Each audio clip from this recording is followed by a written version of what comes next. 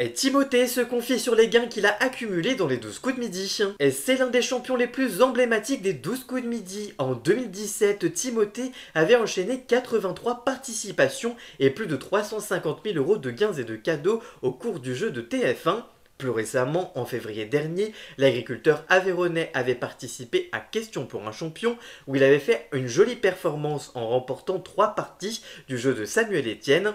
De retour dans le prime anniversaire intitulé Les 12 coups les 15 ans, le vendredi 22 août dernier sur TF1, il a de nouveau brillé en trébuchant juste avant la finale aux côtés du candidat avec qui il faisait équipe, Olivier.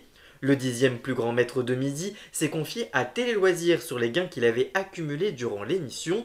En février dernier, il avait parlé de son projet de rachat d'une exploitation agricole avec ses gains remportés dans les 12 coups de midi. Il explique alors, je cite, l'exploitation agricole était celle de mes parents, mon père a pris sa retraite et donc j'ai pu la reprendre. C'était un projet professionnel que j'avais depuis des années. Sans ces gains, j'aurais pu le faire, mais c'est sûr que cela met du beurre dans les épinards. Quand j'ai gagné les 12 coups de midi, j'avais 24 ans, je me lançais dans la vie professionnelle. J'ai un emploi du temps assez chargé, mais chaque année, j'essaye de bloquer un créneau pour monter à Paris pour faire les tournages des 12 coups de midi. Chaque fois, c'est un grand plaisir de retrouver toute l'équipe et les maîtres de midi. C'est un peu la seule occasion dans l'année de revoir beaucoup d'entre eux. Je ne monte pas souvent en région parisienne et un bon pourcentage des maîtres de midi vit dans la moitié nord de la France, alors on est content de pouvoir passer du temps ensemble avant et après le tournage.